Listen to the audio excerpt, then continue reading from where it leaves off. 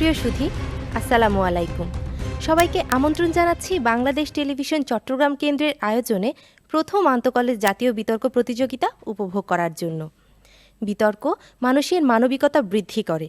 যুক্তি ও মেধা বিকাশে অন্যতম সহায়ক হল বিতর্ক। বিতর্কের মাধ্যমে একজন শিক্ষার্থী তার জ্ঞানের পরিধিকে বৃদ্ধি করতে পারে। সুপ্রিয় সুধী, আমাদের আজকের বিতর্কের বিষয় নির্ধারণ করা হয়েছে নিরাপদ ইন্টারনেট ব্যবস্থাই পারে কর্মক্ষেত্রে আমাদের নারীদেরকে বেশি সম্পৃক্ত করতে। এই বিষয়ের পক্ষে বলবেন সিলেট ক্যাডেট কলেজ, এই বিষয়ের বিপক্ষে বলবেন Kazem Ali school and college Chattogram. পক্ষ দলের তার্কিকরা হলেন ক্যাডেট আশফাক, ক্যাডেট সাদমান ও তাদের দলনেতা ক্যাডেট নাসিফ। বিপক্ষ দলের তার্কিকরা হলেন আব্দুর রহমান, আলভি ফারদিন ও তাদের দলনেতা নিহান সালমান।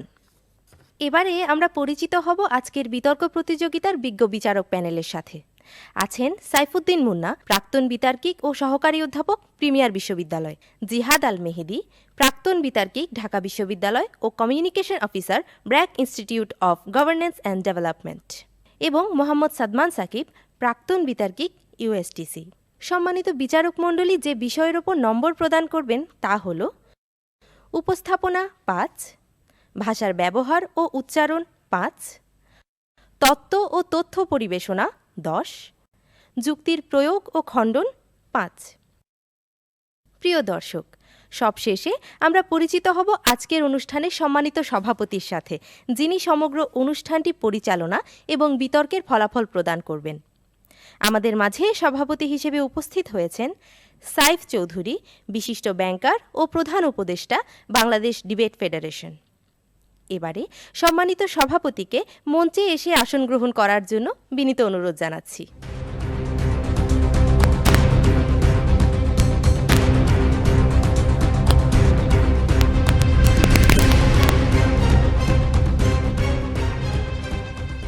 বিতর্ক অনুষ্ঠানটি শুরুর পূর্বে আসুন সংক্ষেপে আজকের বিতর্ক প্রতিযোগিতার নিয়মগুলো জেনে নিই। প্রত্যেক বিতার্কিক তার বক্তব্য উপস্থাপনের জন্য মোট 5 মিনিট সময় পাবেন। এক্ষেত্রে 4 মিনিটে সতর্কতা সংকেত এবং 5 মিনিটে চূড়ান্ত সংকেত দেয়া হবে। এছাড়া প্রত্যেক দলনেতা তার যুক্তি খণ্ডনের জন্য অতিরিক্ত 2 মিনিট সময় পাবেন।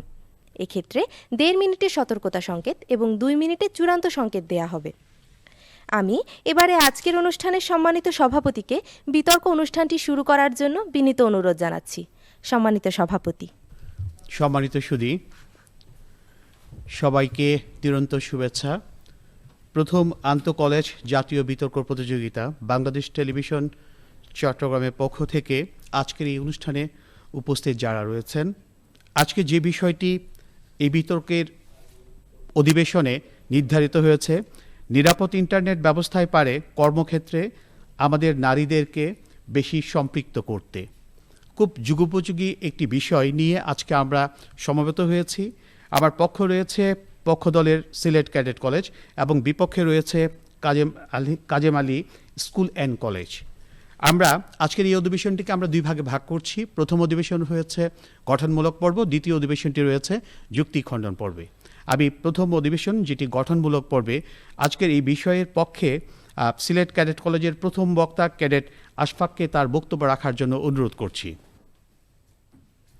পারিবারিক রক্ষণশীলতার কারণে ডিজাইনিং নিয়ে পড়াশোনা করেও চাকরিতে যেতে পারেনি নুসরাত জাহান লোপা। অতঃপর অনলাইন মার্কেটিংয়ের উপর একটি কোর্স করে মাত্র 1200 টাকা পুঁজি দিয়ে ব্যবসা শুরু করে 2019 সালে এসে তিনি মোট 12টি দেশে তৈরি পোশাক রপ্তানির মাধ্যমে যে পরিমাণ পণ্য বিক্রি করেন, সেই পণ্যের বর্তমান বাজার দর প্রায় 3 কোটি টাকা। তথ্যসূত্র the Daily Star, 8 March 2019। E commerce বান্ধব নিরাপদ ইন্টারনেট ব্যবস্থা নিশ্চিত হলেই এমন অগণিত লোপার হাত ধরে দেশের অসংখ্য নারী কর্মসংস্থানে সম্পৃক্ত হবেন। মাননীয় সভাপতি, বিজ্ঞ বিচারক মণ্ডলী ও উপস্থিত সুধী, বাংলাদেশ টেলিভিশন আন্তঃকলেজ বিতর্ক প্রতিযোগিতার মঞ্চে আমাদের আজকের বিতর্কের বিষয় নিরাপদ ইন্টারনেট ব্যবস্থাই পারে কর্মক্ষেত্রে আমাদের নারীদেরকে বেশি সম্পৃক্ত করতে। পক্ষ দলের প্রথম বক্তা হিসেবে আমি বিষয়বস্তুর বিশ্লেষণ ও সপক্ষে যুক্তি উপস্থাপনের মাধ্যমে নিজের দলীয় অবস্থানকে সুদৃঢ় করে যাব। আমরা আজকের বিতর্কের বিষয়টিকে মোট 3টি ভাগে ভাগ করতে পারি। প্রথমত নিরাপদ ইন্টারনেট ব্যবস্থা, 2 কর্মক্ষেত্র ও 3 কর্মক্ষেত্রে নারীদের বেশি সম্পৃক্ততা। নিরাপদ ইন্টারনেট ব্যবস্থা বলতে বোঝায় সুষ্ঠু, শালীন ও সুনিয়ন্ত্রিত ইন্টারনেট ব্যবস্থা, যা ব্যবহারের মাধ্যমে কেউ কোনো ধরনের ক্ষতি বা ঝুঁকির সম্মুখীন হচ্ছেন না। মানুষ যেখানে তার শ্রম বা মেধা ব্যবহার করে নিজের জীবিকা উপার্জন করছে, তাই হলো কর্মক্ষেত্র। আর কর্মক্ষেত্রে নারীদের বেশি সম্পৃক্ততা বলতে বোঝায় অর্থনৈতিকভাবে উৎপাদনশীল প্রক্রিয়ায় দেশের নারী জনগোষ্ঠীর অধিক ও স্বতঃস্ফূর্ত অংশগ্রহণ নিশ্চিত করা। মাননীয় সভাপতি, সাম্প্রতিক সময়ে অনলাইনে বস্ত্র, গয়না, সাংসারিক পণ্য ও নানাবিধ শিক্ষণীয় বিষয় যেমন নাচ, গান, আবৃত্তি ইত্যাদি থেকে উপার্জনের প্রক্রিয়াগুলো ব্যাপক বিস্তৃতি লাভ করেছে। কিন্তু বাংলাদেশ পরিসংখ্যান ব্যুরো বা বিবিএস এর তথ্যসূত্রে বাংলাদেশের কর্মক্ষম কিন্তু শ্রমশক্তির বাইরে থাকা নারীর সংখ্যা 3,63,00,000। আবার মজার ব্যাপার হলো আমাদের দেশের মোট উদ্যোক্তার 60%ই নারী। তাই আমরা যদি নেতিবাচক ঘটনা ও মন্তব্য দমন করে নিশ্চিত করি ইন্টারনেটের নিরাপত্তা, তবেই এই বিপুল নারী জনগোষ্ঠীর বাড়বে কর্মক্ষেত্রে সম্পৃক্ততা। প্রতিপক্ষ লক্ষ্য করুন, দেশে যখন ইতোমধ্যেই 27 লাখেরও বেশি শিক্ষিত বেকার নিজেদের চাকরিতে সম্পৃক্ত করার পথ খুঁজছেন, তখন এই বিপুল সংখ্যক নারী জনগোষ্ঠীকে কর্মক্ষেত্রে বেশি সম্পৃক্ত করতে নিরাপদ ইন্টারনেট ব্যবস্থার বদলে আপনারা কোন উপায়, কোন বিকল্পের কথা বলছেন, প্রশ্ন রইল। আলোকিত পরিষদ অ্যাকশন এইড কর্তৃক প্রকাশিত তথ্যে জানা যায়, শুধু তৈরি পোশাক শিল্প খাতে কর্মরত নারীদেরই 80% নানাবিধ হয়রানি ও কুরুচিপূর্ণ আচরণের শিকার বা প্রত্যক্ষদর্শী। নারীদের নিরাপদ ইন্টারনেট নিয়ে কাজ করা যুক্তরাষ্ট্রভিত্তিক প্রতিষ্ঠান এনাফ ইজ এনাফ এর প্রেসিডেন্ট ডনা রাইস এর গবেষণা বলছে, ইন্টারনেটে অশ্লীল মিডিয়ার সহজলভ্যতা বাস্তব জীবনে নারীদের প্রতি এমন আচরণকে উস্কে দিচ্ছে, যার প্রত্যক্ষ প্রভাব ফুটে ওঠে আমাদের দেশের নারীদের সর্ববৃহৎ কর্মক্ষেত্র তৈরি পোশাক শিল্প খাতে, যখন তাদের সম্পৃক্ততা শতকরা 80% থেকে 58.3% নেমে আসছে।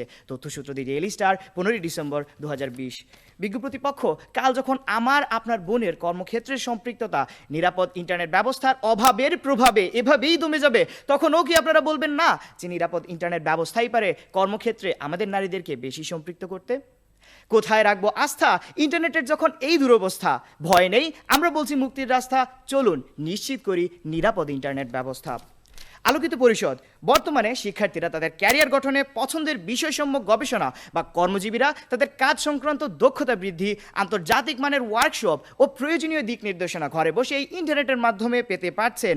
কিন্তু ইউনিভার্সিটি অফ ম্যারিল্যান্ডের এক গবেষণায় গবেষকরা ইন্টারনেটে ভুয়া আইডি তৈরি করে তা বিভিন্ন সোশ্যাল নেটওয়ার্কিং সাইটে ছড়িয়ে দিয়ে দেখেছেন যে নারীদের নাম সম্বলিত প্রতিটি অ্যাকাউন্টে গড়ে 100টি করে হয়রানিমূলক মেসেজ এসেছে এবং পুরুষদের অ্যাকাউন্টে তার সংখ্যা মাত্র 3.7টি।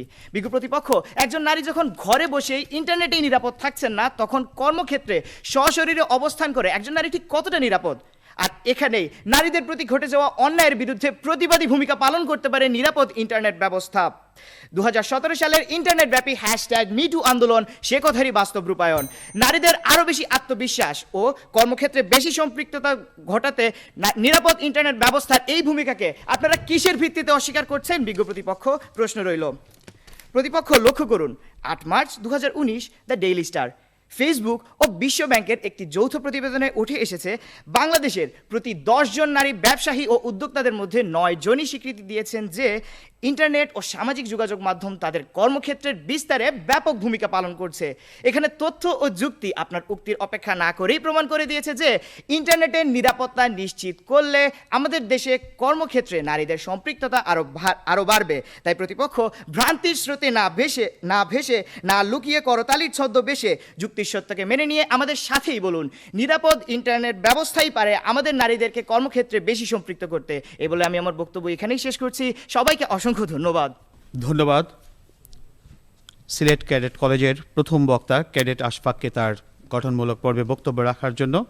এবার বিষয়ের বিপক্ষের প্রথম বক্তা কাজেম আলী স্কুল অ্যান্ড কলেজের প্রথম বক্তা আব্দুর রহমানকে তার বক্তব্য রাখার জন্য অনুরোধ করছি। উন্নত হচ্ছে দেশ, বাড়ছে কর্মসংস্থান, কর্মক্ষেত্রে অনস্বীকার্য নারীর অবদান।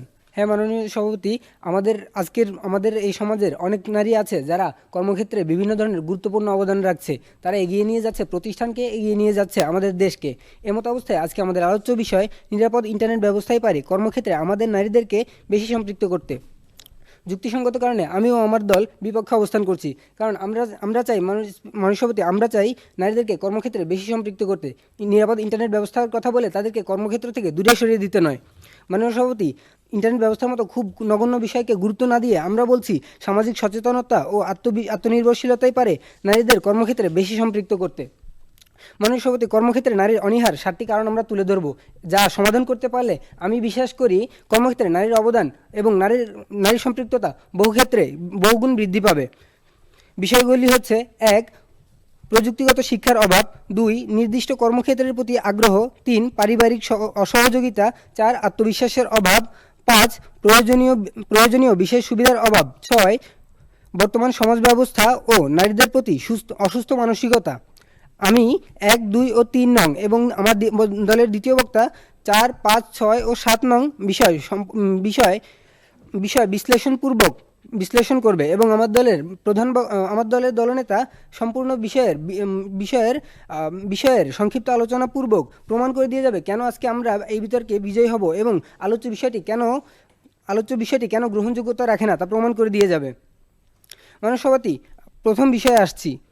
প্রথম বিষয় প্রযুক্তিগত শিক্ষার অভাব। মাননীয় সভাপতি, আমাদের দেশের সমাজের পরিবারগুলো একটি বিষয়ে বিশ্বাস করে যে আমাদের পুরুষ সমাজ শুধুমাত্র ইনকাম করবে, টাকা আয় করবে। তাই তারা করে কি, আমাদের নারী সমাজকে প্রকৌশল শিক্ষা সহ বিজ্ঞান বিভাগের উচ্চতর পড়াশোনার কাজে তাদেরকে পড়াশোনায় নিয়োজিত করে।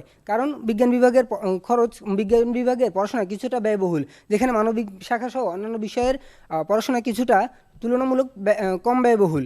ফলে নারীদেরকে সে ধরনের শিক্ষিত করলেও সে ধরনের পড়াশোনার প্রতি তাদেরকে এগিয়ে দেওয়া হচ্ছে। ফলে আমাদের নারী সমাজ প্রযুক্তিগত শিক্ষা থেকে এবং প্রকৌশল শিক্ষা থেকে অনেকটাই দূরে সরে যাচ্ছে। দ্বিতীয় বিষয়, নির্দিষ্ট কর্মক্ষেত্রের প্রতি আগ্রহ। মাননীয় সভাপতি, আমাদের নারী সমাজ যখন একটি কর্মক্ষেত্রে নির্ধারণ করতে যায়, তারা তখন কর্মক্ষেত্রের দূরত্ব, অবস্থান, পরিবেশ ইত্যাদি বিষয় বিবেচনা করে। ফলে কি হয়, তাদের কর্মক্ষেত্রের পরিসরটি অনেক ক্ষুদ্র হয়ে যায়। এর পরিসংখ্যান আমরা গত 35তম বিশেষ পরীক্ষায় দেখতে পারি, যেখানে 120 জন পুলিশ ক্যাডেটের মধ্যে মাত্র 18 জন ছিলেন নারী। অপরপক্ষে একই বিশেষ পরীক্ষায় 865 জনের মধ্যে 233 জন ছিলেন নারী। এ দ্বারা এটি পরিলক্ষিত হয় পুলিশ ক্যাডেটের মতো গুরুত্বপূর্ণ এবং চ্যালেঞ্জিং পেশাসমূহ থেকে নারীরা বিরত থাকছে। এর ফলে আমাদের নারীরা যেমন কর্মক্ষেত্র সম্পৃক্ততা থেকে দূরে থাকছে, একইভাবে তারা কর্মক্ষেত্র থেকে ছিটকে যাচ্ছে। মাননীয় সভাপতি, তৃতীয় বিষয়টিতে আসি, পারিবারিক অসহযোগিতা। মাননীয় সভাপতি, পারিবারিক অসহযোগিতা এমন একটি কারণ যেটির ফলে আমাদের নারী সমাজ শুধুমাত্র কর্মক্ষেত্র থেকে দূরে সরে যাচ্ছে তা নয়, বরং কর্মক্ষেত্রে যাওয়ার কোনো সুযোগই পাচ্ছে না। কারণ মাননীয় সভাপতি, তার প্রথমে একটি উদাহরণ আমরা শিক্ষাক্ষেত্রের মাধ্যমে দিয়েছি। আমাদের পরিবারগুলো যা করে তা হচ্ছে যে প্রযুক্তিগত শিক্ষা কিংবা বিজ্ঞান বিভাগে নারীদের পড়াশোনার বিষয়টি নিশ্চিত করতে চায় না। ফলে যা হয়, নারীরা যখন বুঝতে পারে যে তারা একটি গুরুত্বপূর্ণ পেশায় যেতে পারবে, তখন সেই গুরুত্বপূর্ণ পেশাগুলোতে তারা যেতে চাইলেও যেতে পারে না। কেন? তাদের সেই গুরুত্বপূর্ণ পেশায় যাওয়ার মতো উচ্চ শিক্ষাটা নেই। তারা অন্য বিষয় থেকে পড়ে আসছে, তাদের পছন্দের বিষয়টিতে যেতে পারতেছে না। মাননীয় সভাপতি, একটি ক্ষুদ্র কিংবা গুরুত্বপূর্ণ তথ্য প্রদান করছি। আমি এই মুহূর্তে দ্বাদশ শ্রেণীর ছাত্র। আমার সাথে এসএসসি পরীক্ষা দেওয়া 7 থেকে 8 জন নারীর ইতোমধ্যে বিয়ে হয়ে গেছে। শুধু তাই নয়, তাদের মধ্যে 2 জন ইতোমধ্যে সন্তানের জননী হয়েছে। মাননীয় সভাপতি, এটি একটি হাস্যকর বিষয় যে সমাজে এখন পর্যন্ত শুধু গ্রামে নয় বরঞ্চ শহরে পর্যন্ত 15 থেকে 17 বছরের মেয়েদের বাল্যবিবাহের শিকার হতে হচ্ছে, সেখানে আমাদের প্রতিপক্ষ বন্ধুরা কীভাবে শুধুমাত্র নিরাপদ ইন্টারনেট ব্যবস্থা দিয়ে আমাদের নারীদেরকে কর্মক্ষেত্রের সাথে বেশি সম্পৃক্ত করবে, তা আমার বোধগম্য নয়। তাই প্রতিপক্ষ বন্ধুকে আমরা বলতে চাই যে, প্রতিপক্ষ বন্ধুরা, আপনারা যুক্তির কারণে তর্ক না করে আমাদের সাথে একই সুরে বলুন, শুধুমাত্র ইন্টারনেট ব্যবস্থার মতো নগণ্য বিষয় নয়, বরং সামাজিক সচেতনতা এবং আত্মনির্ভরশীলতাই পারে আমাদের নারীদেরকে কর্মক্ষেত্রে বেশি সম্পৃক্ত করছে। ধন্যবাদ মাননীয় সভাপতি, ধন্যবাদ সবাইকে। ধন্যবাদ। বিপক্ষ দলের প্রথম বক্তা আব্দুর রহমানকে তার বক্তব্য রাখার জন্য অসংখ্য ধন্যবাদ। এবার পক্ষ দলের দ্বিতীয় বক্তা ক্যাডেট সাদমানকে তার বক্তব্য রাখার জন্য অনুরোধ করছি। শুরু করতে চাই প্রতিপক্ষ দলের প্রথম বক্তার একটি যুক্তি খণ্ডনের মধ্য দিয়ে। তিনি নারীদের শিক্ষার হার বাড়ানোর মাধ্যমে কর্মক্ষেত্রে সম্পৃক্ততা বৃদ্ধির কথা বলে গিয়েছেন। এর মাধ্যমে আপনারা শিক্ষিত নারী সংখ্যা বাড়াতে পারলেও কর্মস্থলের অভাবে থাকা বাংলাদেশে কর্মক্ষেত্রে কিছু সংখ্যক নারীর সম্পৃক্ততা করতে পারবেন। কিন্তু বাংলাদেশ পরিসংখ্যান ব্যুরো এর তথ্য মতে দেশে মোট শিক্ষিত বেকার পুরুষের থেকে শিক্ষিত বেকার নারীর সংখ্যা প্রায় 2.5 গুণ বেশি। তাই এক্ষেত্রে সম্পৃক্ততা বৃদ্ধির জন্য প্রয়োজন নিরাপদ ইন্টারনেট ব্যবস্থা, যা আমাদের আজকের বিতর্কের বিতর্কের মূল বিষয়। বিজ্ঞ প্রতিপক্ষ অন্য অনেক উপায়ে হয়তো নারীদের সম্পৃক্ত করা সম্ভব, কিন্তু বেশি সম্পৃক্ত করার জন্য মুখ্য ভূমিকা পালন করবে নিরাপদ ইন্টারনেট ব্যবস্থা। মাননীয় সভাপতি, সম্মানিত বিজ্ঞ বিচারক মণ্ডলী ও দর্শকবৃন্দ, বিতর্ক চলছে। বিতর্কের বিষয় নিরাপদ ইন্টারনেট ব্যবস্থায় পারে কর্মক্ষেত্রে আমাদের নারীদেরকে বেশি সম্পৃক্ত করতে। পক্ষে বলছি। বিজ্ঞ প্রতিপক্ষ আরও বলে গেছেন কুসংস্কার ও মানসিকতার কথা। নারীদের সম্পৃক্ততা বিরোধী যে মানসিকতার সৃষ্টি হচ্ছে তার অন্যতম কারণ কিন্তু অনলাইন দুনিয়ায় নারীদের নিয়ে কুরুচিপূর্ণ উপহাস ও হয়রানি। তাই আমরা যদি এগুলো দমন করে নিরাপদ ইন্টারনেট ব্যবস্থা নিশ্চিত করতে পারি, তাহলে নারীদের নিরাপত্তা বৃদ্ধি পেয়ে আমাদের মানসিকতা পরিবর্তন হবে এবং আমাদের এই নতুন মানসিকতা সমাজের পুরনো কুসংস্কারগুলোকে বিলীন করবে। এক্ষেত্রেও কিন্তু নিরাপদ ইন্টারনেট ব্যবস্থায় মুখ্য ভূমিকা পালন করছে। আলোকিত পরিষদ, নারীদের কর্মক্ষেত্রে যোগদানের পথে অন্যতম একটি বাধা হলো অনিরাপদ ইন্টারনেটে নারীদের উপর হয়রানি। সাইবার পুলিশ সাপোর্ট ফর ওমেনের তথ্য মতে 1 মাসেই তাদের কাছে নারী হয়রানির অভিযোগ এসেছে 3000টি, যার মাঝে ভুয়া আইডি খুলে তথ্য, ছবি ও ভিডিও প্রচারের অভিযোগ সংখ্যা 1443টি। তথ্যসূত্র bdnews24.com 20 ডিসেম্বর 2020। একজন নারী যদি তার ব্যক্তিগত জীবনে নিরাপত্তাহীনতায় ভোগেন, তাহলে কর্মক্ষেত্রে তার কাছ থেকে কোনো অংশগ্রহণ কখনোই আশা করা যায় না। এক্ষেত্রে কিন্তু নিরাপদ ইন্টারনেট ব্যবস্থায় পারে নারীদের ব্যক্তিগত নিরাপত্তা নিশ্চিত করতে, যার ফলে বাড়বে তাদের কর্মক্ষেত্রে সম্পৃক্ততা। আলোকিত পরিষদ, বৈশ্বিক মহামারী করোনার কারণে মানুষের সাথে কর্মক্ষেত্রে সম্পৃক্ততা অনেকটাই হ্রাস পেয়েছে, যার ফলে চাকরি হারিয়েছেন অনেক নারী, অনেকে বা পাচ্ছেন অর্ধেক বেতন। এমন অবস্থায় নারীদের সাথে কর্মক্ষেত্রের সম্পৃক্ততা বৃদ্ধির জন্য এক নতুন দুয়ারে উন্মোচন করেছে ইন্টারনেট ব্যবস্থা। বাংলাদেশ ই কমার্স অ্যাসোসিয়েশনের তথ্য মতে দেশে মোট ই কমার্স সাইট রয়েছে 1000টিরও বেশি এবং ফেসবুক পেজ রয়েছে 10,000-এরও অধিক। এছাড়াও নারীরা কিন্তু বর্তমানে ঘরে বসেই ইন্টারনেট ব্যবস্থার মাধ্যমে কর্মস্থলের অনেক কাজের সাথে সম্পৃক্ত হতে পারছে। এই পন্থার সঠিক ব্যবহারের জন্য প্রয়োজন নিরাপদ ইন্টারনেট ব্যবস্থা নিশ্চিত করা, না হলে নারীদের পক্ষে অংশগ্রহণ প্রায় অসম্ভব হয়ে পড়বে। মাননীয় সভাপতি, লক্ষ্য করুন, দ্য ডেইলি স্টার 17 ডিসেম্বর 2019-এর প্রতিবেদনে বলা হয়েছে বাংলাদেশের ই কমার্সের তৎকালীন মার্কেট মূল্য ছিল 16 কোটি মার্কিন ডলার, যা 2023 সালের মাঝে বৃদ্ধি পেয়ে প্রায় 30 কোটি মার্কিন ডলারে উন্নীত হওয়ার কথা। এছাড়া বর্তমানে যে কোনো চাকরিতে ও কর্মস্থলেই ইন্টারনেটের ব্যবহার আবশ্যক। তাই এই ইন্টারনেট ব্যবস্থাকে নিরাপদ হিসেবে তৈরি করা নারীদের সম্পৃক্ততা বৃদ্ধিতে অত্যন্ত সহায়ক। বিজ্ঞ প্রতিপক্ষ, জাতিসংঘ কর্তৃক গৃহীত টেকসই উন্নয়ন অভিষ্ট 2030-এর যে 17টি লক্ষ্যমাত্রা নির্ধারণ করা হয়েছে, তার মাঝে 5ম লক্ষ্যমাত্রা হচ্ছে সকল ক্ষেত্রে নারী ও পুরুষের সমতা নিশ্চিত করা। এই লক্ষ্যমাত্রা অর্জনে জাতিসংঘ যে উদ্যোগগুলো হাতে নিয়েছে তার মাঝে অন্যতম একটি হলো তথ্য ও যোগাযোগ প্রযুক্তি ব্যবহার করে নারীদের সম্পৃক্ততা ও ক্ষমতায়ন বৃদ্ধি। শারীরিক সামর্থ্যের বিচারে অনেক কর্মস্থলেই নারীদের থেকে পুরুষদের বেশি প্রাধান্য দেওয়া হয়।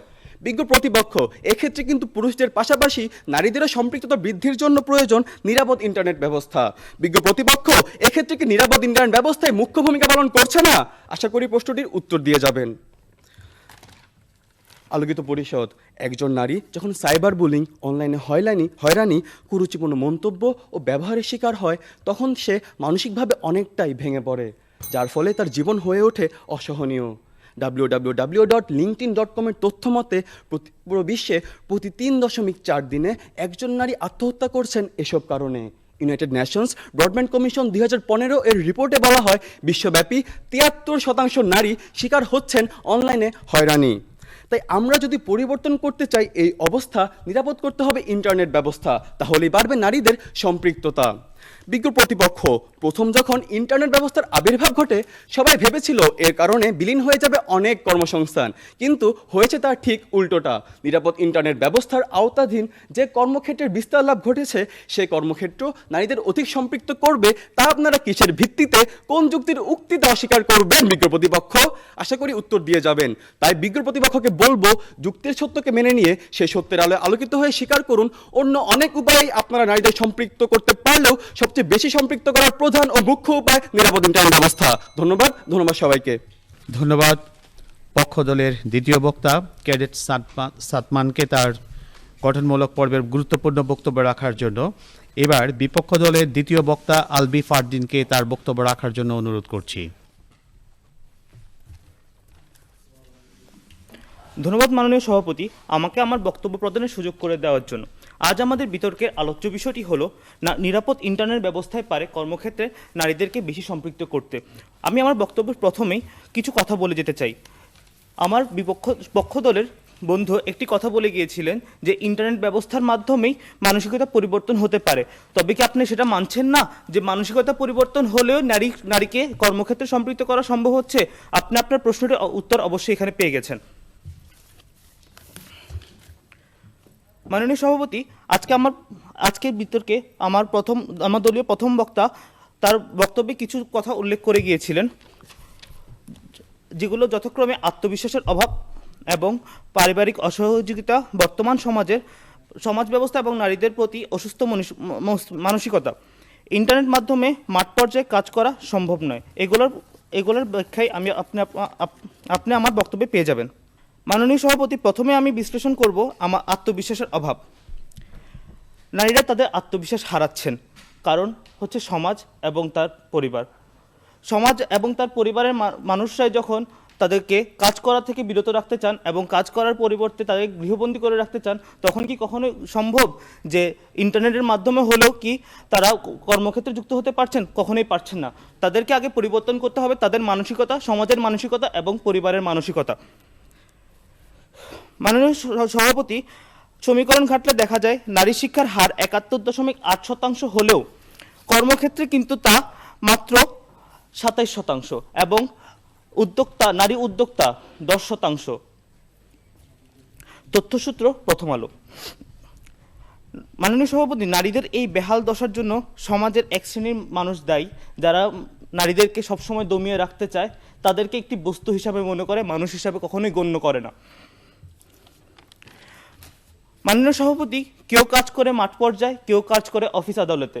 অফিসিয়াল সকল কাজ ইন্টারনেট মাধ্যমে করা সম্ভব হলেও মাঠ পর্যায়ে কিন্তু কোনো কাজই ইন্টারনেট মাধ্যমে করা কখনোই সম্ভব নয়। মাননীয় সভাপতি, আমাদের দেশের বৈদেশিক মুদ্রা অর্জনের প্রধান খাত হলো তৈরি পোশাক শিল্প, যার ৮০% নারী, যেটা প্রথম বক্তা থেকে এসেছিল। কিন্তু ওই ৮০% নারী, তারা কি তাদের কাজ কখনো ইন্টারনেট মাধ্যমে করতে পারবেন? তাদেরকে অবশ্যই তাদের কাজ তাদের কারখানায় যেয়ে করতে হচ্ছে, কারণ তাদের সেই সুযোগ সুবিধা ঘরের মধ্যে নেই, তাদের সেই আর্থিক অবস্থা তাদের বাসার মধ্যে নেই যে তারা একটি যন্ত্র কিনে বা কোনো ধরনের মেশিন কিনে সেই কাজগুলো করতে পারছেন। আমি আমার প্রতিপক্ষ দলের বন্ধুদেরকে একটি প্রশ্ন করতে চাই যে আপনারা কিভাবে মাঠ পর্যায়ের কর্মীদেরকে ইন্টারনেট ব্যবস্থার মাধ্যমে আপনারা কর্মক্ষেত্রের সাথে সম্পৃক্ত করবেন? মাননীয় সভাপতি, সরকারি কর্মসংস্থানে নারীদের সুযোগ সুবিধা অনেক রয়েছে, কিন্তু বেসরকারি কর্মসংস্থানের কথা কি কেউ চিন্তা করছেন না? বেসরকারি কর্মসংস্থানে একজন গর্ভবতী নারীকে কি কখনো তাদের প্রাপ্য ছুটিগুলো দেওয়া হয়? তাদের প্রাপ্য সম্মান কি দেওয়া হয়? কখনো কি তারা সবসময় অনীহা পোষণ করে তাদেরকে ছুটি দেওয়ার প্রতি, তাদেরকে সম্মান দেওয়ার প্রতি? তাদেরকে গর্ভধারণ করার অবস্থায় ৮ম মাসেও তাদেরকে কাজ করতে হয়। এইগুলো কি তাদের প্রতি একটি সহিংসতা নয়? অন্যদিকে ছোট যাদের শিশু রয়েছে, তারা কিন্তু মাননীয় সভাপতি কর্মক্ষেত্রে যোগদান করতে পারছেন না, কারণ হচ্ছে তাদের সন্তানদের জন্য, সন্তানের উজ্জ্বল ভবিষ্যতের জন্য, উজ্জ্বল আলোকিত ভবিষ্যতের জন্য।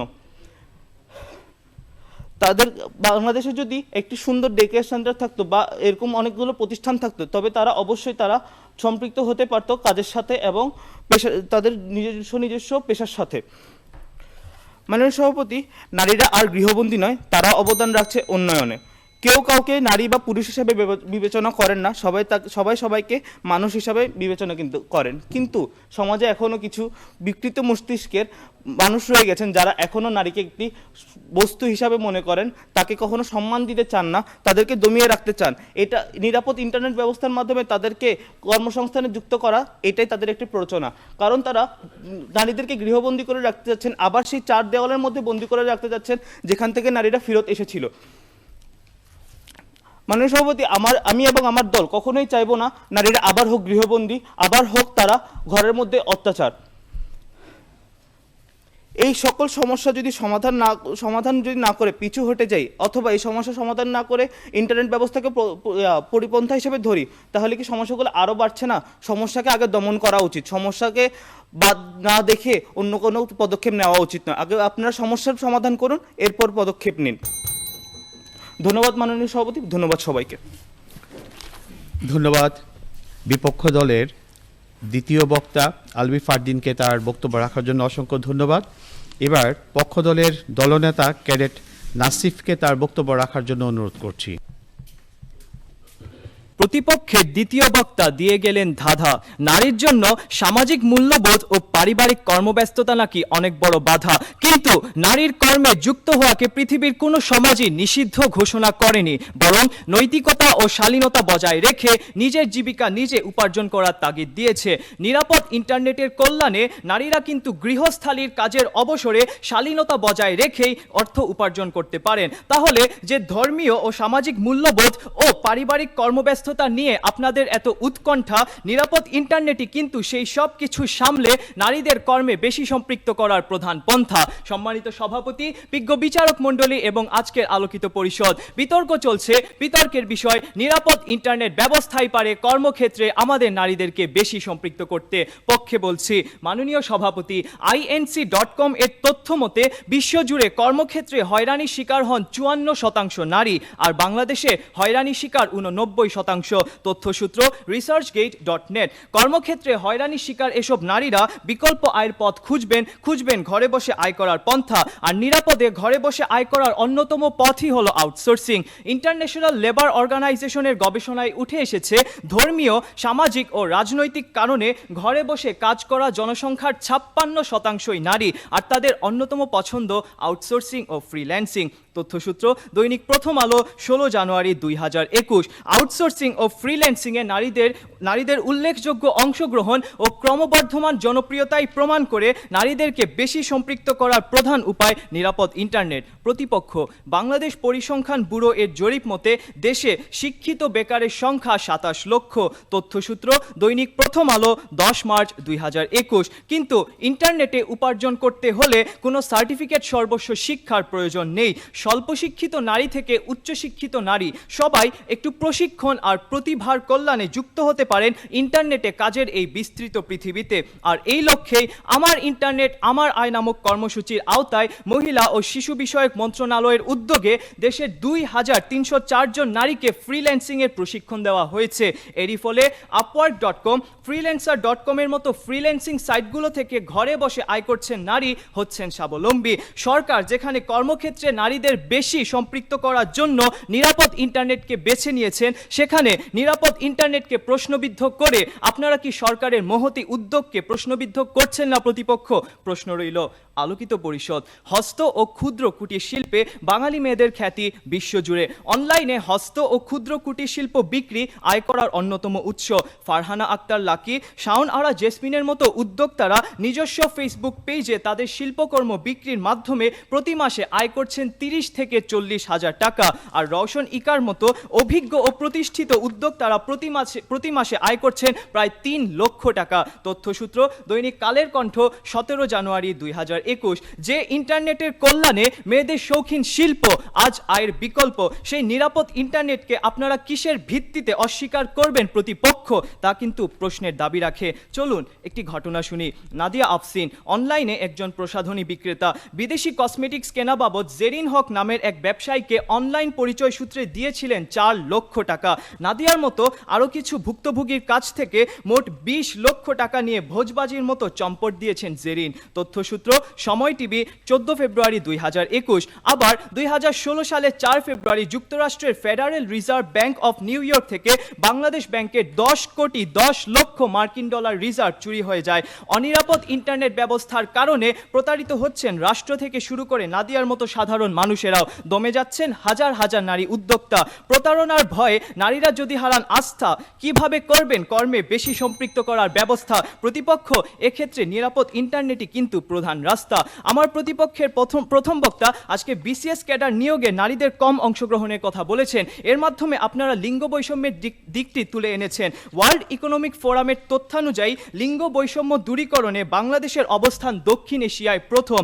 মাননীয় প্রধানমন্ত্রী শেখ হাসিনার দূরদর্শী নেতৃত্বে 2006 সালে লিঙ্গ সমতায় 91তম অবস্থানে থাকা বাংলাদেশ আজ 50তম অবস্থানে আছে। তথ্যসূত্র দ্য ডেইলি স্টার, 17 ডিসেম্বর 2019। তাই প্রতিপক্ষ, লিঙ্গ বৈষম্যকে এখন আর অন্তরায় হিসেবে দেখার সুযোগ নেই, বরং নারীদেরকে কর্মে বেশি সম্পৃক্ত করার পথে অন্তরায় হচ্ছে অনিরাপদ ইন্টারনেট। তাই চোখ মেলুন, দেখুন জয়ী হয়েছে তারুণ্যের শক্তি, যুক্তিযুদ্ধে আমাদেরই মিলেছে মুক্তি এবং প্রমাণিত হয়েছে নিরাপদ ইন্টারনেট ব্যবস্থাই পারে কর্মক্ষেত্রে আমাদের নারীদেরকে বেশি সম্পৃক্ত করতে।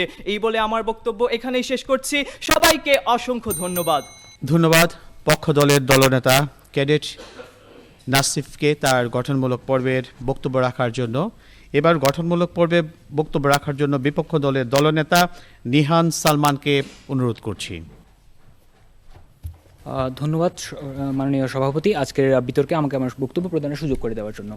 মাননীয় সভাপতি, আজকের বিতর্কে আমাদের পক্ষ দলের তৃতীয় বক্তা আমাদের যে প্রথম বক্তার যে বক্তব্যটি নিয়ে কথা বলছেন যে আমরা লিঙ্গ বৈষম্যতাকে নিয়ে কথা বলেছি, কিন্তু আমরা এখানে লিঙ্গ বৈষম্যতাকে নিয়ে আমরা কোনো ধরনের কথা বলিনি। আমরা বলেছিলাম যে নির্দিষ্ট একটি পেশাকে তারা যে সমর্থন করছে নারীরা এবং নির্দিষ্ট পেশার প্রতি তাদের যে আগ্রহ সেটির কারণে তাদের মানে কর্মসংস্থানটাকে পথটা আরও সংকীর্ণ হয়ে যাচ্ছে। এখানের মধ্যে আমরা বলেছিলাম যে অন্যান্য চাকরির চেয়ে বিসিএসে নারীদের উপস্থিতি চোখে পড়ার মতো হলেও এক্ষেত্রে তারা শুধুমাত্র শিক্ষা ক্যাডারের মধ্যে বেশিরভাগ কিন্তু অংশগ্রহণ করছে, যেখানের মধ্যে পুলিশ বা পুলিশ ট্রেনিং ক্যাডার বা অন্যান্য যেসব চ্যালেঞ্জিং পেশা রয়েছে সেসবের মধ্যে তাদের অংশগ্রহণ খুবই চোখে না পড়ার মতো। কারণ এখানের মধ্যে দেখতে হবে যে যেহেতু তারা কোনো চ্যালেঞ্জিং পেশার মধ্যে আসতে চাচ্ছে না, তার মাধ্যমে কি আমরা এটা বুঝতে চাচ্ছি না যে তাদের মধ্যে আত্মনির্ভরশীলতার সেই অভাবটা রয়েছে? যেহেতু আত্মনির্ভরশীলতার অভাব যেখানের মধ্যে আমাদের দেখা পড়ছে, সেখানের মধ্যে আমরা শুধুমাত্র ইন্টারনেট ব্যবস্থার মাধ্যমে কিভাবে নারীদেরকে কাজের মধ্যে বেশি সম্পৃক্ত করতে পারি। আমরা যদি এখানের মধ্যে একটি পরিসংখ্যানের দিকে দেখি যে কর্মসংস্থানে শহরের চেয়ে গ্রামীণ নারীরা বেশি সম্পৃক্ত। শহরের 30.8% নারী কাজের কর্মসংস্থানে সম্পৃক্ত হলেও গ্রামীণ অবস্থার মধ্যে 37.6% নারী কর্মসংস্থানে সম্পৃক্ত হচ্ছে। এক্ষেত্রে আমরা কি দেখছি, যেহেতু গ্রামের নারীদেরকে আমরা সম্পূর্ণ সুযোগ সুবিধা দেওয়া সম্ভব হচ্ছে না আমাদের পক্ষে, তারপরও তারা যেহেতু কর্মক্ষেত্রের মধ্যে সম্পৃক্ত হচ্ছে, এর মাধ্যমে এটি প্রকাশ পাচ্ছে যে তাদের মধ্যে আত্মনির্ভরশীলতা আছে বলে তারা কিন্তু কর্মসংস্থানে নিজেদেরকে জড়িত করছে। যে এই ক্ষেত্রে কিন্তু শহরের নারীদেরকে কিন্তু আমরা সব ধরনের সুযোগ সুবিধা দিতে পারছি, কিন্তু তার পরবর্তীতে তাদের যে কর্মক্ষেত্রে অংশগ্রহণের যে হার সেটি কিন্তু আমাদের জন্য খুবই দুঃখজনক। কারণ এখানের মধ্যে আমরা বুঝতে পারছি যে তাদের মধ্যে নিজেদের মধ্যে কাজ করার যে আগ্রহটি, সেই আগ্রহটি কিন্তু তারা নিজেদের মধ্যে হারিয়ে ফেলছে। সেই হারিয়ে ফেলছে কি জন্য? তারা যে আমাদের যে সামাজিক অবস্থা, সেই সামাজিক অবস্থানের মধ্যে দিয়ে বিভিন্ন অসুবিধার মধ্যে দিয়ে তাদের কিন্তু আসতে হচ্ছে। এখানের মধ্যে শহরের মধ্যে কিন্তু বেশ আগে থেকে, অনেক বছর আগে থেকে কিন্তু আমরা ইন্টারনেট ব্যবস্থা প্রদান করতে পারছি, কিন্তু তার পরবর্তীতে এত বছর হওয়া সত্ত্বেও শহরের নারীদের কর্মসংস্থানে অংশগ্রহণটাকে হারটা কিন্তু আমরা বৃদ্ধি করতে পারিনি। সেক্ষেত্রে গ্রামীণ নারীরা কৃষিক্ষেত্র বলেন বা অন্যান্য যে কোনো ক্ষেত্রের মধ্যে মাঠ পর্যায়ে কাজ করার সম্পৃক্ত হওয়ার মাধ্যমে তারা কিন্তু কর্মসংস্থানের অন্তর সম্পৃক্ত হতে পারছেন। এখানের মধ্যে 1974 সালে শ্রমবাজারে নারী অংশগ্রহণ ছিল শুধুমাত্র 4%। মাননীয় সভাপতি, 2018 সালে শ্রমবাজারে নারী অংশগ্রহণ বৃদ্ধি পেয়ে হয়েছে 36.3%, যেখানে দক্ষিণ এশিয়ার গড়ে শ্রমবাজারে নারীদের অংশগ্রহণ হচ্ছে 35%, যা সম্পূর্ণ দক্ষিণ এশিয়ার গড়ের চেয়েও বেশি। এই পরিবর্তন কর্মসংস্থানে পুরুষের অংশগ্রহণ বৃদ্ধির চেয়ে দ্রুত। মাননীয় সভাপতি, আমাদের এখানের মধ্যে আমরা একটি প্রসঙ্গ যদি দেখি যে অনলাইনে হয়রানির ফলে পেশা পরিবর্তন করেছেন। যেহেতু আমাদের করোনা সিচুয়েশন আসার পরবর্তী থেকে অনলাইনে হয়রানির ফলে পেশা পরিবর্তন করে চাকরি ছেড়ে দিয়েছেন বা স্বাধীন চলাচলে বাধাগ্রস্ত হওয়ার ফলে সংখ্যা হচ্ছে 32%। এই তথ্যটি এসেছে প্রথম আলো জরিপ জানুয়ারি 2021-এ। অনলাইনের নিরাপত্তাহীনতায় 25% নারী এখনও ভুগছেন। সামাজিকভাবে হেয় হয়েছেন 17% নারী। আইনি ব্যবস্থা কিভাবে নিবে এই অনলাইন নিরাপত্তার ব্যাপারে তারা সেই সম্বন্ধে জানেই না 62% নারী। যেখানে নারীরা এখনো পর্যন্ত অনলাইনে যে হ্যারাসমেন্টের ব্যাপারে তাদের কোথায় অভিযোগ জানাতে হবে সেটিই জানে না, সেখানের মধ্যে নিরাপদ ইন্টারনেট ব্যবস্থার মাধ্যমে তাদেরকে কর্মক্ষেত্রে সম্পৃক্ত করা আমার কাছে একটা হাস্যকর ব্যাপার বলে মনে হচ্ছে। আপনারা এখানের মধ্যে বলে গিয়েছেন যে শিক্ষিত নারী আমরা এখানের মধ্যে আসছি, কিন্তু শিক্ষিত কর্মজীবী নারী আমরা এখানের মধ্যে পাচ্ছি না। এখানের মধ্যে আপনারা যদি আমাদের প্রথম যে পরিসংখ্যানে দেখে গিয়েছিলাম যে কর্মসংস্থানের ক্ষেত্রে গ্রামীণ নারীদের অংশগ্রহণ, ওখানের মধ্যে কিন্তু গ্রামীণ নারীরা খুব একটু শিক্ষিত না হলেও তাদের মধ্যে যেহেতু আত্মনির্ভরশীলতা রয়েছে, তাদের মধ্যে কাজ করার যেহেতু আগ্রহ রয়েছে, তাদের নিজেদের যে নিজের সামর্থ্যের প্রমাণ করার যে আগ্রহ রয়েছে সেটার কারণে কিন্তু তারা নিজেদেরকে কর্মক্ষেত্রে কিন্তু সম্পৃক্ত করতে পারছে। এখানের মধ্যে শিক্ষিত এবং অশিক্ষিত যে ব্যাপারটি রয়েছে, যে যারা পড়ালেখার সম্পৃক্ত আসতে পারছে না তারাও কিন্তু গ্রামীণ নারী হওয়া সত্ত্বেও তারা কিন্তু নিজেদের প্রতিভাকে প্রকাশ করার চেষ্টা করছে। এখানের মধ্যে আমরা যেটি সবচেয়ে বেশি পরিমাণ দেখতে পাচ্ছি সেটি হচ্ছে যে আমরা এখানের মধ্যে আত্মবিশ্বাসের অভাব, সামাজিক সচেতনতার এখানের মধ্যে বৃদ্ধি করতে হবে এবং একই সাথে সাথে আমাদের যে নারীদের যে আত্মবিশ্বাস সেটিও কিন্তু আমাদের এখানে বৃদ্ধি করে যেতে হবে। মাননীয় সভাপতি, বর্তমানে সরকারি চাকরিতে কর্মকর্তা কর্মচারী 27% নারী। কর্মসংস্থানে নারীদের অংশগ্রহণ বৃদ্ধির পাশাপাশি দক্ষতাতেও পরিবর্তন এসেছে। বাংলাদেশ কর্মসংস্থানে বিভিন্ন কাতার নারীদের উপস্থিতিও কিন্তু বৃদ্ধি পাচ্ছে, কিন্তু সেই বৃদ্ধি পাওয়াটাকেই কতটুকু পর্যন্ত আমরা এগিয়ে নিয়ে যেতে পারছি। আমরা যদি আমাদের সকল পরিসংখ্যানের দিকে তাকাই তাহলে এখানের মধ্যে আমরা যেসব জিনিস দেখতে পাচ্ছি যে অনলাইনে নারীদের যেভাবে হ্যারাসমেন্টের শিকার হতে হচ্ছে, সে হ্যারাসমেন্টের শিকার হওয়ার পরবর্তীতে কিন্তু তাদের ফ্যামিলি তাদেরকে পরবর্তীতে কাজ করার জন্য অনুমতি বা সেই সহযোগিতাটা দিচ্ছে না, যেহেতু এখানের মধ্যে অনলাইন হ্যারাসমেন্টের মাধ্যমে যেহেতু তাদের কাজ কর্মক্ষেত্রের পরিসীমাটা কিন্তু আরও যেহেতু সীমিত হয়ে যাচ্ছে, তাই অনলাইনে নিরাপত্তা যতদিন পর্যন্ত আমরা নিশ্চিত করতে পারছি না ততদিন পর্যন্ত আমরা এটা মনে করি না যে নিরাপদ ইন্টারনেট ব্যবস্থার মাধ্যমে আমরা নারীদেরকে কাজের মধ্যে বেশি সম্পৃক্ত করতে পারবো। কারণ এখানের মধ্যে যখন আমরা কোনো একটা নারী যখন ইন্টারনেটের মাধ্যমে হ্যারাসমেন্ট হচ্ছে তখন তাদের পরিবার শুধুমাত্র অনলাইনেই না, তাদেরকে কিন্তু বাইরে গিয়ে কাজ করার অনুমতি এতদিন যা দেয়নি, ঘরের মধ্যে যেহেতু অনলাইনে নিরাপদভাবে কাজ করতে দিচ্ছিল, কিন্তু সেটা যেহেতু অনলাইনে তারা হ্যারাস হচ্ছে তাই তারা সেই অনুমতিটাও কিন্তু তাদেরকে দিচ্ছে না, তার ফলবর্তীতে তারা এখানের মধ্যে অনলাইনের মধ্যে তারা নিজেদেরকে সম্পৃক্ত করতে পারছে না। মাননীয় সভাপতি, যদি আমরা আমাদের পক্ষ দলের যেসব ধন্যবাদ মাননীয় সভাপতি, ধন্যবাদ সকলকে। ধন্যবাদ বিপক্ষ দলের দলনেতা নিহান সালমানকে তার গঠনমূলক পর্বের বক্তব্য রাখার জন্য। এবার আমরা ফিরে যাচ্ছি আমাদের যুক্তি খণ্ডন পর্বে। যুক্তি খণ্ডন পর্বে প্রথমে আমি ফ্লোর দিচ্ছি পক্ষ দলের দলনেতা ক্যাডেট নাসিফকে। ধন্যবাদ মাননীয় সভাপতি, আমাকে আবারও কিছু বলার সুযোগ করে দেওয়ার জন্য।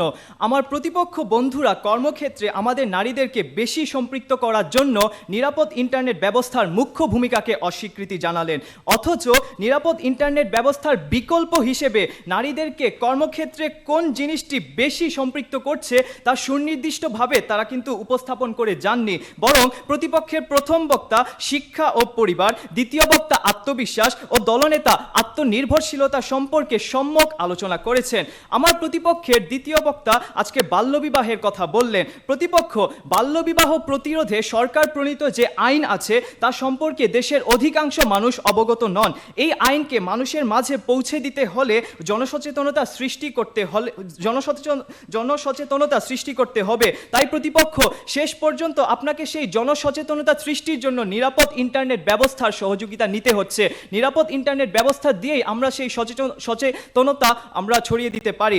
এখন আমার প্রতিপক্ষের দলনেতা বললেন গ্রামীণ নারীরা কর্মে যুক্ত হচ্ছেন, কেন হচ্ছেন তা কিন্তু আপনারা বলেননি। আমাদের দেশে অনেক নারী উদ্যোক্তা আছেন যারা গ্রামের দরিদ্র নারীদের তৈরি পণ্যকে এনে তা অনলাইনে বিক্রি করছেন। প্রতিপক্ষ সেই দরিদ্র নারীদের হাতে না আছে ফোন, না আছে ইন্টারনেট, কিন্তু অন্যের মাধ্যমে অন্যের ব্যবহৃত নিরাপদ ইন্টারনেট কিন্তু তাদের কর্মসংস্থানে ঠিকই বেশি সম্পৃক্ত করছে। তাই এখানে কিন্তু নিরাপদ ইন্টারনেটও মুখ্য ভূমিকা পালন করছে। এখন প্রতিপক্ষের দলনেতা বললেন অনলাইন হ্যারাসমেন্টের কথা। প্রতিপক্ষ অনলাইন হ্যারাসমেন্ট কিন্তু অনিরাপদ ইন্টারনেট। এতক্ষণ ধরে আমার বক্তারা নিরাপদ ইন্টারনেটের প্রয়োজনের কথা বললেন, আর আমার দলের বক্তাদের এই দাবিকেই আপনারাও আবার তুলে এসেছেন। প্রতিপক্ষ আপনারা এর মাধ্যমে আমাদের দলকেই কিন্তু সরাসরি সমর্থন জানিয়েছেন। বলতে আসলেন বিপক্ষে, বললেন পক্ষে, এজন্য আপনাকে এবং আপনার দলকে আন্তরিকভাবে ধন্যবাদ। তাই প্রতিপক্ষ পরিশেষে আজকের বিতর্কের বিষয়টি আমাদের পক্ষেই প্রমাণিত হয়েছে। এই বলে আমার বক্তব্য আবার শেষ করছি। সবাইকে অসংখ্য ধন্যবাদ।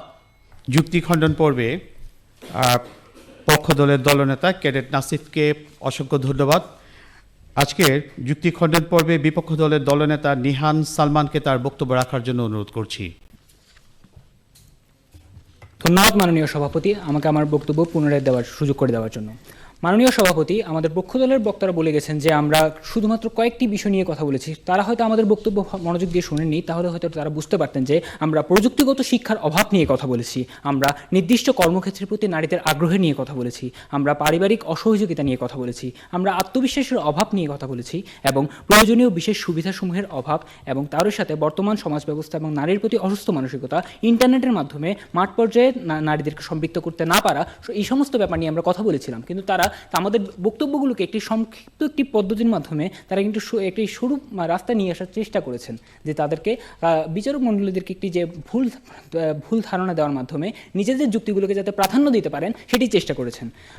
মাননীয় সভাপতি, এখানের মধ্যে আমরা যেটা দেখলাম যে তারা বলে গেছেন যে নিরাপদ ইন্টারনেট ব্যবস্থার মাধ্যমে আমরা তাদের সমর্থন করেছি। তাহলে এখানের মধ্যে আমার প্রশ্ন, আমরা এখানের মধ্যে যেটা বলে গিয়েছিলাম যে নিরাপদ ইন্টারনেট ব্যবস্থার পাশাপাশি সামাজিক সচেতনতা ও আত্মনির্ভরশীলতায় পারে নারীদেরকে কর্মক্ষেত্রে বেশি সম্পৃক্ত করতে, কিন্তু আমরা কিন্তু তাদেরকে কখনো কিন্তু অস্বীকৃতি জানাইনি। তারা কিন্তু আরো বারবার বলছে যে আমরা তাদের নিরাপদ ইন্টারনেট ব্যবস্থাকে মানলাম না, কিন্তু আমরা তো কখনোই আমরা এটা বলিনি যে নিরাপদ ইন্টারনেট ব্যবস্থাকে আমরা অস্বীকৃতি জানিয়েছি। আমরা বলেছি নিরাপদ ইন্টারনেট ব্যবস্থার পাশাপাশি সামাজিক সামাজিক সচেতনতা ও আত্মনির্ভরশীলতাই পারে কর্মক্ষেত্রে আমাদের নারীদেরকে বেশি সম্পৃক্ত করতে। তাই মাননীয় সভাপতি আজকের আমাদের বিতর্কের মধ্যে নিরাপদ ইন্টারনেট ব্যবস্থা, শুধুমাত্র নিরাপদ ইন্টারনেট ব্যবস্থাই নয়, সামাজিক সচেতনতা ও আত্মনির্ভরশীলতাই পারে কর্মক্ষেত্রে আমাদের নারীদেরকে বেশি সম্পৃক্ত করতে। এই ধারণাটি যাতে গ্রহণযোগ্যতা পায় সেটি দাবি জানাচ্ছি। ধন্যবাদ মাননীয় সভাপতি, ধন্যবাদ সকলকে। ধন্যবাদ যুক্তি খণ্ডন পর্বে আজকে বিপক্ষ দলের দলনেতা নেহান সালমানকে। ইন্টারনেটের ইতিবাচক ব্যবহারের মাধ্যমে যে কোনো মানুষ তার জীবনকে সমৃদ্ধ যেমন করতে পারে, আবার নিয়ন্ত্রণহীন ইন্টারনেট এই সমাজকে জীবনকে যেমন বিপর্যস্ত করে দেবে, তেমনি সঠিকভাবে ইন্টারনেট ব্যবহার কিংবা নারীর কর্মক্ষেত্রে ইতিবাচক পরিবর্তন আনতে সহায়ক হিসাবে কাজ করবে। তো একটি বিষয় সর্বশেষে যে বিষয়টি আসবে সেটি হচ্ছে কি, আমাদের দেশে এখন অনেক বেশি আউটসোর্সিংয়ের পদক্ষেপ রয়েছে, ফ্রিল্যান্সিংয়ের পদক্ষেপ রয়েছে, সাংবাদিকতা কিংবা প্রোগ্রামস কিংবা সাইট প্রশাসক কিংবা কমিউনিটি ম্যানেজার, এই ধরনের অনেকগুলো প্রোগ্রাম এখন আমরা নেটের মাধ্যমে করার সুযোগ পাচ্ছি। তো আজকের সম্মানিত বিচারক মণ্ডলীর রায় আমার হাতে এসে পৌঁছে গেছে। তো বিচারক মণ্ডলীর রায় অনুযায়ী আজকে শ্রেষ্ঠ বক্তা নির্বাচিত হয়েছেন পক্ষ দলের দলনেতা ক্যাডেট নাসিফকে অভিনন্দন আজকের এই অধিবেশনের পক্ষ থেকে। আজকের বিজয়ী দল সিলেট ক্যাডেট কলেজ, অভিনন্দন আজকের এই অনুষ্ঠানের পক্ষ থেকে। বিজয়ী দল বিজিত দল দুটি দলকে আজকের এই অধিবেশনের পক্ষ থেকে অভিনন্দন, এবং যারা আজকের এই অনুষ্ঠানটি উপভোগ করেছেন তাদের জন্য নিরন্তর শুভেচ্ছা, ভালো থাকার প্রত্যাশায়। ধন্যবাদ সবাইকে।